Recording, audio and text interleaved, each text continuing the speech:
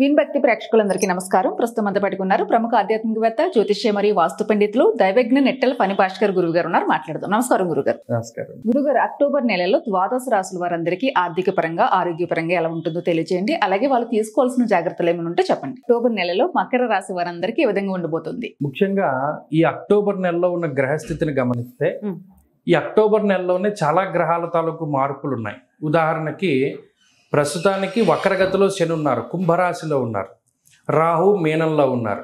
October 10వ తారీఖు దగ్గర నుండి 117 రోజుల పాటు అంటే ఫిబ్రవరి 4 వరకు గురువు వక్రగతిలో సంచారం. ఈ అక్టోబర్ 10 దగ్గర నుండే ప్రారంభం వక్రగతి.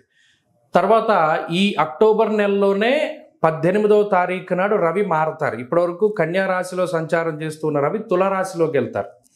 అలాగే ఈ నెల అక్టోబర్ నెలలోనే 21వ తారీఖున మిథునంలో ఉండేటువంటి కుజుడు మరలా మారి కర్కాటక రాశిలోకి వెళతారు. అంటే ఈ గ్రహాలన్నీ కూడా తమ తమ స్థానాల్ని మార్చుకుంటూ ఉన్నాయి. దాదాపుగా గురుడు వక్రగతి, రవి మార్పు, కుజుడు మార్పు. అలాగే శుక్రగ్రహం తులారాశిలో సంచరిస్తూ ఉన్న శుక్రుడు నెలాఖరున వృశ్చిక రాశిలోకి వెళ్తారు. బుధుడు కూడా నెలాఖరున వృశ్చిక రాశిలోకి సంచారం చేయబోతున్నారు. ఇది అక్టోబర్లో ఉండేటువంటి గ్రహస్థితి. కేతువేమో కన్యా రాశిలో ఉన్నారు. మకర రాశి వారికి ఇది సామాన్యమైన మాసమేనండి. ఎందుకంటే ఇక్కడ అనుకూలించే గ్రహాల యొక్క సంఖ్య తగ్గిపోతుంది. అంటే అవేం ప్రతికూలంగా లేవు. ఇప్పుడు గురుడు పంచమంలో ఉండి వక్రిస్తున్నారు. అలాగే షష్ఠ స్థానంలో ఉన్న కుజుడు సప్తమంలోకి వెళుతున్నారు.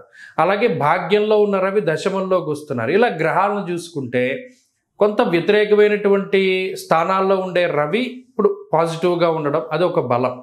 శుక్రుడు బుధుడు లాభస్థానంలోకి మాసాంతంలో వస్తున్నారు. ఇది మిగతా రెండు గురుడు కానీ కుజుడు కానీ అనుకూలించే స్థానాల్లోంచి కొంత మారుతున్నారు. కాబట్టి ఇది పెద్ద ఇబ్బందికరమైన పరిస్థితి ఏం కాదు. కానీ పనులన్నీ కూడా చాలా స్లోగా వెళతాయి. వీరికి ఒక రకమైనటువంటి బద్ధకం వస్తుంది.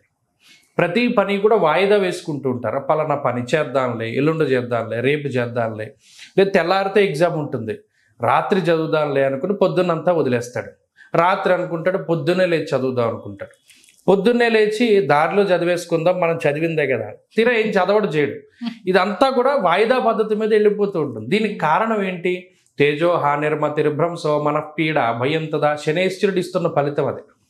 ఆయన ఈ పని చేయకు చేయకు చేయకు అసలు చేయకు అంటాడు. వీడు అంతే చేయడు.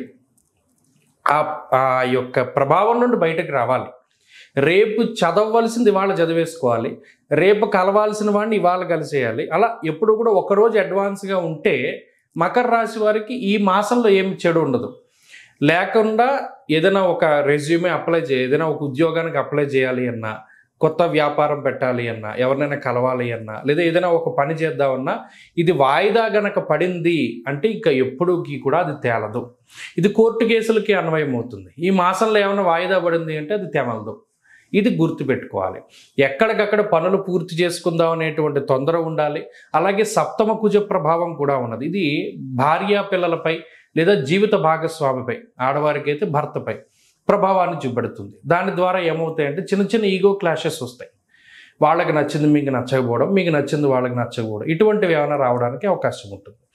అవి ఈ చిన్నపాటి సమస్యలు వచ్చినప్పుడు సర్దుకుపోతూ ఉండడం, మన ఫలానా గ్రహస్థితి బాగాలేదు కాబట్టి కొంత ఇలా ఉండాలి. అలాగే ఇంకొక ఇబ్బంది కలిగించేటువంటి స్థితి ఏంటి అంటే ప్రతిదానికి పక్కవాడి మీద ఆధారపడ్డాం.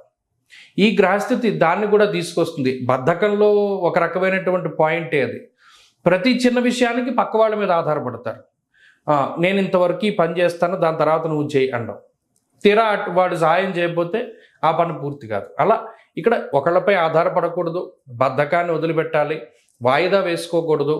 అలాగే ఏది కూడా ఎవరికి కూడా మనం ఈ పని చేస్తాను, ఇంత టైంలో చేస్తానని మనం షూరిటీ ఇవ్వకూడదు. ఈ 4 గనక మకర రాశి వారు చేయగలిగితే ఈ మాసం అంతా కూడా బాగానే వెళ్తుంది. ప్రత్యేకించి ఆర్థిక ఇబ్బందులు కానీ అనారోగ్య సమస్యలు ఏమీ లేవు. కానీ జీవిత భాగస్వామికి మాత్రం కొంచెం అనారోగ్య సమస్యలు సూచిస్తుంది. మకర రాశి వాళ్ళు ప్రత్యేకంగా చేసుకోవాల్సిన ఏమిటి? విఘ్నేశ్వరుడి ఆరాధన చేయాలి. వినాయకుడి యొక్క ఆరాధన చాలా మంచి ఫలితాన్ని ఇస్తుంది. బుధవారం నాడు వినాయకుడి దేవాలయానికి వెళ్ళి చెరకు గడ కానీ బెల్లం కానీ స్వామివారికి సమర్పణ చేసి ఈ నెలలో చేయవలసిన పని ఏదైతే ఉన్నదో అదొక్కటే కోరుకోండి, ఖచ్చితంగా నెరవేరుతుంది. ఓకే, నమస్తే.